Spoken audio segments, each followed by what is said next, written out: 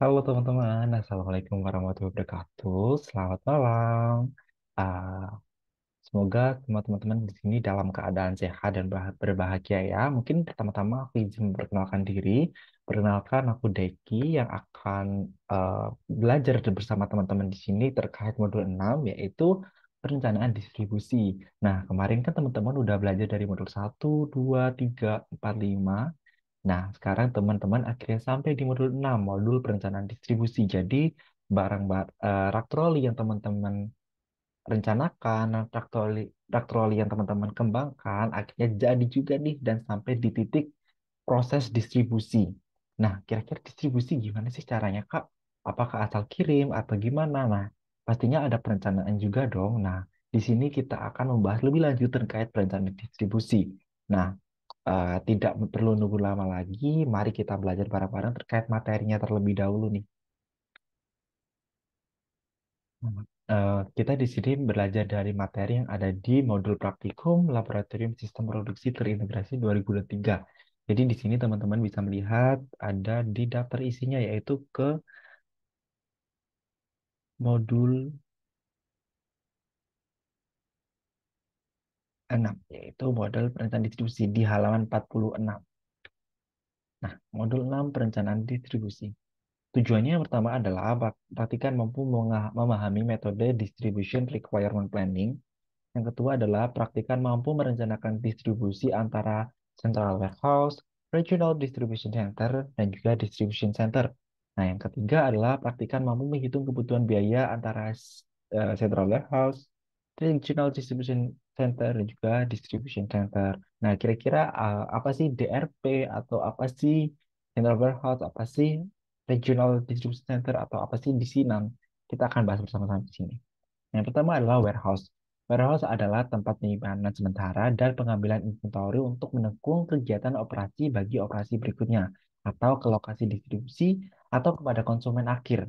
Definisi warehouse lain menurut Lambert dan kawan-kawan pada tahun 1998 pada dalam Martono 2018 adalah part of firm logistic system that store product, raw material, part, goods in process, finished good at and between point of origin and point of consumption and provide information to management on the status, condition, and disposition of item being stored. Nah, fungsinya adalah tujuan utama dari warehouse adalah untuk memfasilitasi pergerakan barang melalui rantai pasokan ke konsumen akhir. Ada banyak teknik yang digunakan untuk mengurangi kebutuhan dan mengadakan persediaan seperti sistem manufaktur fleksibel, visibilitas rantai pasokan dan pengiriman ekspres, just in time, efficient consumer response, ICR, dan collaborative planning dan forecasting dan replenishment, CPFR. Dalam konteks kreatif pasok, warehouse memiliki fungsi sebagai titik penyimpanan persediaan atau inventory holding point, pusat konsolidasi, consolidation center, pusat cross check, pusat pemilahan sort atau sortation center, fasilitas perakitan, assembly facility, titik penerusan kiriman barang, transshipment point, dan juga pusat pengambilan barang atau return goods. Nah, jenis-jenis gudang. Nah, jenis warehouse dalam rantai pasokan sangat bervariasi tergantung dari perannya dalam rantai pasok. Menurut Ruston Jaroni pada 2017, yang pertama adalah berdasarkan rantai pasok, yaitu ada penyimpanan bahan barang dalam proses menuju barang jadi. Kalau misalnya berdasarkan wilayah geografis, ada regional warehouse, ada warehouse nasional, dan juga ada warehouse lokal. Kemudian berdasarkan jenis produk, ada warehouse untuk menyimpan suku cadang, warehouse perakitan, makanan beku, makanan mudah rusak, barang berbahaya, dan segala macam. Kemudian ada berdasarkan fungsi, ada warehouse untuk persediaan, dan juga ada warehouse untuk sortasi, dan warehouse lainnya. Kemudian berdasarkan kepemilikan ada warehouse milik sendiri atau milik pengguna. Dan juga ada warehouse yang digunakan oleh penyedia jasa logistik. Nah, yang terakhir adalah kemudian ada warehouse berdasarkan penggunaan perusahaan, ada warehouse khusus satu perusahaan dan juga ada warehouse yang bersama, milik bersama. Kemudian berdasarkan luas ada yang eh, warehouse luas kecil sampai warehouse yang sangat besar. Kemudian berdasarkan tinggi, ada warehouse yang ukurannya sangat pendek, ada juga yang high bay atau lebih dari 45 meter. Kemudian ada warehouse berdasarkan alat, yaitu secara manual dan juga secara otomatis. Kemudian biaya-biaya pergundangan. Nah, untuk biaya-biaya pergundangan itu cukup banyak nih. Yang pertama ada biaya penyimpanan atau storage cost. Nah, storage cost ini itu berawal biaya penyimpanan berasal dari penggunaan ruang atau space yang terdiri dari biaya sewa bangunan atau tanah, kemudian biaya-biaya lainnya, kemudian asuransi bangunan, pajak daerah, biaya listrik, biaya sewa rak, biaya peralatan refrigeration, biaya reparasi dan pemeliharaan, biaya kebersihan dan keamanan gudang, biaya pembuangan limbah, dan sebagainya. Jadi untuk di gudang sendiri itu banyak sekali biaya-biaya yang ada di dalamnya. Itu. Nah, selanjutnya adalah DRP atau nah, di istilah DRP itu memiliki dua pengertian. Yang pertama, Distribution Requirement Planning, yang berfungsi untuk mengetahui menentukan kebutuhan-kebutuhan untuk mengisi kembali inventory pada distribution center.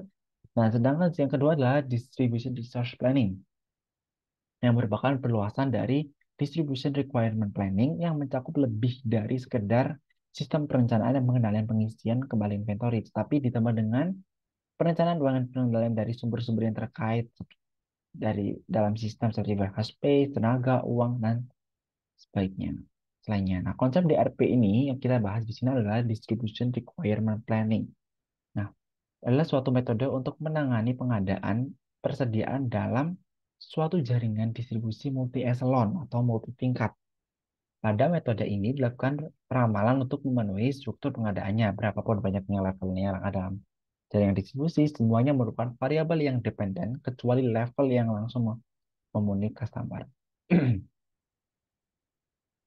Fungsi DRP adalah DRP berperan baik untuk sistem distribusi manufaktur yang terintegrasi maupun sistem distribusi manufaktur murni dengan kemudahan persediaan time phasing pada tiap level dalam jaringan distribusi. DRP memiliki kemampuan untuk memprediksi suatu problem sebelum benar-benar terjadi. Nah, pengendalian biaya distribusi Biaya distribusi, biaya distribusi telah dipandang semakin penting akhir-akhir ini. Nah, secara umum dapat dikatakan bahwa biaya produksi telah menurun gitu. Klasifikasi biaya distribusi, biaya distribusi meliputi tetapi tidak terbatas pada klasifikasi umum sebagai berikut. Yang pertama adalah biaya langsung penjualan atau direct selling expense. Kemudian ada biaya periklanan atau promosi penjualan, biaya transportasi, biaya penggudangan dan penyimpanan atau warehousing and storage expense, kemudian biaya distribusi umum. Nah, manajer penjualan bertanggung jawab untuk dua fungsi utama sebagai dalam sebuah perusahaan, yaitu volume penjualan yang diperlukan untuk produk-produk yang tepat, dan yang kedua adalah pengendalian biaya distribusi.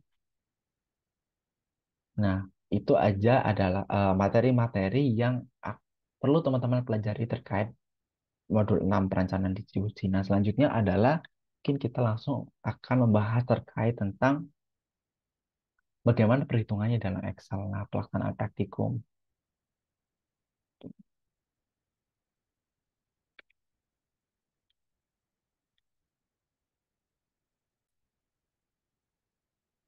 Nah, yang pertama adalah teman-teman perlu mengetahui tentang jaringan eselon atau jaringan-jaringan gudang yang ada. Jadi yang pertama, teman-teman di sini memiliki gudang utama atau National Distribution Center. Jadi ini lokasinya ada di Surabaya dan dia disuplai dari manufaktur. Kemudian di bawah National NDC ada RDC. Nah, dari RDC ada di Bandung. Kemudian dia disuplai dari Surabaya. Kemudian juga ada DC lagi dan ada DC Kediri dan juga DC Tegal yang dua-duanya juga disuplai langsung dari Surabaya. Kemudian di bawah RDC ada Jakarta dan Serang, gudang Jakarta dan Serang. Yang keduanya disuplai dari Bandung, kurang lebih seperti ini.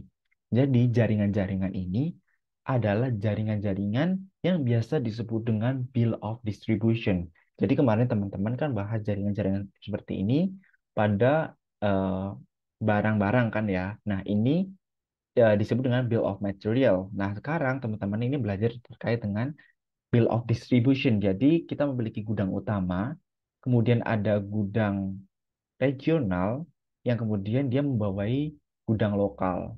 Nah, ada juga gudang lokal yang langsung dikirim dari gudang utama. Contohnya seperti Kediri dan Tegal.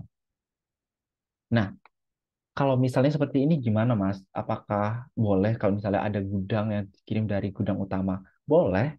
Kalau misalnya pengiriman di daerah Kediri dari Surabaya itu terlalu jauh, maka dan dirasa perlu adanya gudang lokal di Kediri, ya boleh. Dan karena antara Surabaya dan Kediri ini jaraknya tidak terlalu jauh, ya langsung saja supply-nya dikirim dari Surabaya. Begitu pula dengan Tegal.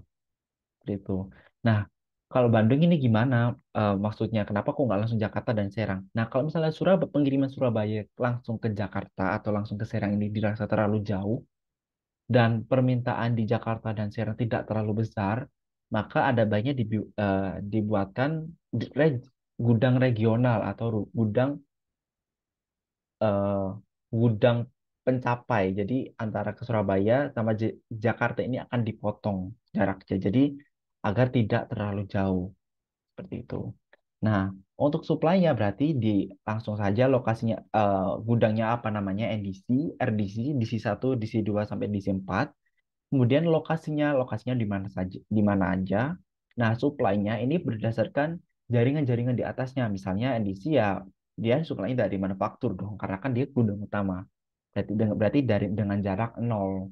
Kemudian dari untuk RDC Bandung dikirim dari Surabaya, jaraknya 635 kilo. Kemudian dari Bandung ke Jakarta 152, dari Bandung ke Serang 224 kilo. Kemudian Kediri sama Tegal dua-duanya dikirim dari Surabaya, untuk Kediri 118 dan untuk Tegal 441 kilo. Nah, kemudian kita memiliki data kapasitas gudang. Yang pertama adalah lead time. Jadi untuk gudang edisi karena dia pengirimannya dari manufaktur berarti lead time-nya nol.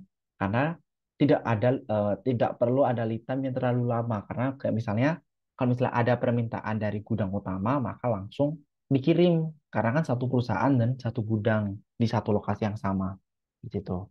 Kemudian RDC ini lead time-nya dua dan DC-DC lainnya lead time-nya satu. Nah, ini didapat dari mana? Nah, ini kita dapat dari pembagian dengan 500. Jadi kalau misalnya jaraknya lebih dari 500, jaraknya di bawah 500, maka litamnya akan satu. Kalau misalnya jaraknya di atas 500, maka lu dua atau tiga. Jadi kalau misalnya jaraknya 600, maka litamnya dua. Kalau misalnya jaraknya 1200, berarti litamnya tiga. Kelipatan 500, seperti itu. Nah, ini kita menggunakan asumsi-asumsi bahwa kalau misalnya dengan jarak 500 kilo, litamnya adalah satu. Dan begitu pula kelipatannya. Seperti itu. Kemudian untuk project on hand, ini kita dapatkan data bahwa project on hand-nya adalah sekian.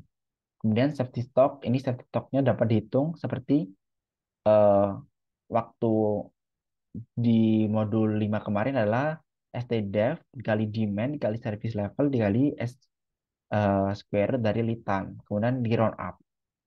Kemudian dengan lot size sekian. Nah, selanjutnya kita juga mendapatkan data permintaan dari masing-masing distribution center. DC 1, DC 2, DC 3, dan seterusnya. Nah, terus setelah itu kita dapatkan biaya-biayanya juga. Biaya-biayanya. Jadi, untuk biaya transportasi yang pertama adalah jenis kendaraan. Untuk pengiriman, untuk distribusi, pasti juga kita menentukan dong kendaraan mana yang terbaik seperti itu. Nah, yang pertama adalah biaya transportasi yang pertama adalah untuk truk CDE dengan kapasitas minimal 2 palet dan maksimal 8 palet dengan biaya 3 juta untuk satu kendaraan. Kemudian truk Fuso dengan kapasitas minimal 10 dan kapasitas maksimal 20, dia biayanya 5 juta. Kemudian untuk kontainer kapasitas minimal 18, maksimalnya 36 dengan dengan biayanya 8 juta. Dengan handling cost adalah 6.500 per palet dan juga delivery cost-nya 5.000 per kilometer. Dengan palet kapasitinya adalah 10 pieces per palet. Jadi dalam satu palet itu terdapat 10 pieces dari produk-produk rak troli teman-teman di sini.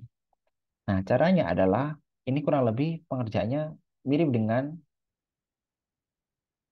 mirip dengan MRP. Jadi yang pertama adalah demand-nya ini teman-teman masukkan data dari demand yang ada di sini. Nah, ini B4. B4.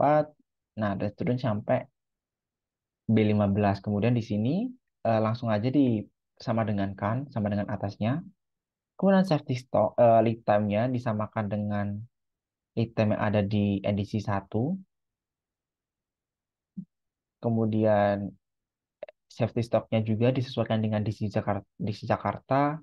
Lot size-nya juga disesuaikan dengan DC Jakarta. Terus project on hand-nya juga disesuaikan dengan DC Jakarta DC 1. Nah, kemudian yang pertama adalah kita menghitung di periode 1 project on hand atau overdue sebelumnya dikurangi dengan permintaan. Nah, 65.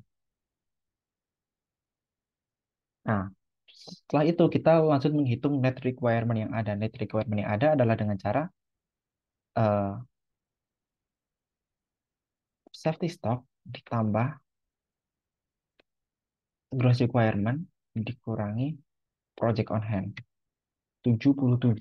Nah, kalau misalnya kemarin teman-teman ada ada apa namanya loading size-nya ada LFL yang mana kalau misalnya eh, kurang berapa langsung diminta berapa. Kemudian ada EOQ yang menyamakan antara biaya pesan dan biaya penyimpanan. Kemudian ada LTC yang itu mencari selisih minimum. Kemudian ada LOC yang pembagian antara unitnya. Nah, ada juga metode loading yang belum dibahas pada metode kemarin, pada MRP kemarin, itu metode loading fixed order quantity. Nah, di sini kita menggunakan fixed order quantity-nya yaitu 80. Nah, 80 ini maksudnya gimana? Kalau misalnya kita ada pemesanan 77, berarti di sini kita langsung tulis 80. Seperti itu. Jadi, setiap pemesanan itu tidak boleh di bawah 80 atau kelipatannya. Jadi nanti pemesannya itu 80, 160, 240, dan seterusnya. Karena ini lead time-nya 1 dan ini sudah dibutuhkan sekarang, maka berarti ada schedulership atau penerimaan yang sudah terjadwalkan pada bulan 12 di tahun sebelumnya. Maka ini ditambah dengan schedulership 15. Kita ulang lagi.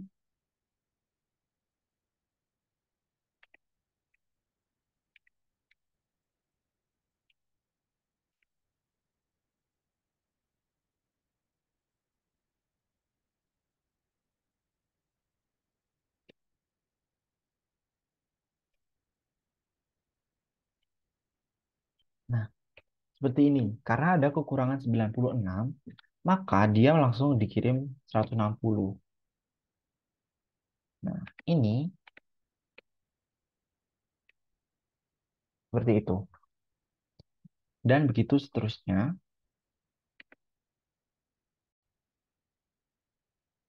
Nah, begitu seterusnya sampai semuanya terisi seperti ini. Jadi, kalau misalnya ada permintaan 96, maka langsung 160. Kalau misalnya ada 19, kalau misalnya cuma 19, gimana? Nah, kalau misalnya cuma 19, ya tetap harus 80. Seperti itu, dan seterusnya sampai semuanya terpenuhi. Kemudian kita kerjakan di si Serang. Di si Serang juga pengerjaannya kurang lebih sama seperti DC Jakarta. Nah, kemudian RDC Bandung. Nah, RDC Bandung ini gimana Kak pengerjaannya? Kita lihat jaringannya. RDC Bandung adalah percabangan memiliki cabang Jakarta dan juga Serang. Maka dari itu untuk DRP-nya adalah Bandung adalah penjumlahan dari Porel Jakarta dan juga Porel Serang. Jadi ini hasilnya adalah, nah, jadi Porel cabang di bawahnya Jakarta, kemudian ditambah dengan Porel di bawahnya Serang. Maka hasilnya adalah untuk MT di RDC Bandung. Kemudian dikerjakan seperti biasa. Nah, berarti nanti adalah untuk kemudian teman-teman perlu mengerjakan DRP Kediri dan juga DRP untuk Tegal.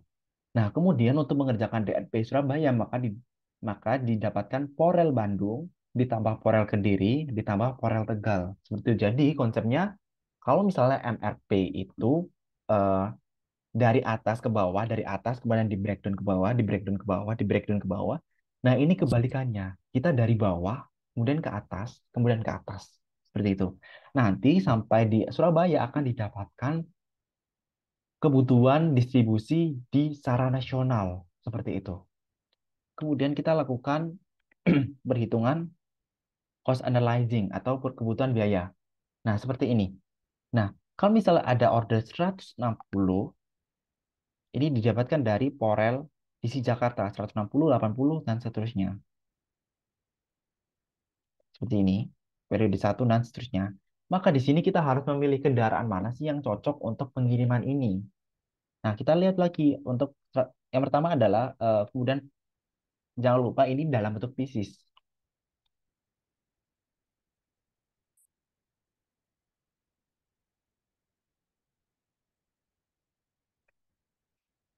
Nah, jadi teman-teman perlu dirubah, dikonversikan dulu ke dalam bentuk palet, yaitu kita di per satu paletnya itu mampu menyimpan 10 PC, jadi dibagi 10. Nah, 160 langsung saja. Kemudian kita cari kira-kira kendaraan mana yang cocok untuk menyimpan 16 palet.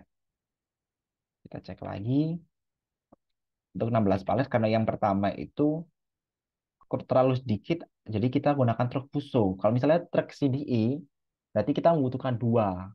Nah, kalau misalnya kita menggunakan truk Fuso, berarti kita cukup menggunakan satu truk Fuso saja. Jadi kita ambil kendaraan yang paling optimal, truk Fuso. Kita butuh satu, kemudian jaraknya, kita lihat jaraknya berapa dari Bandung ke Jakarta.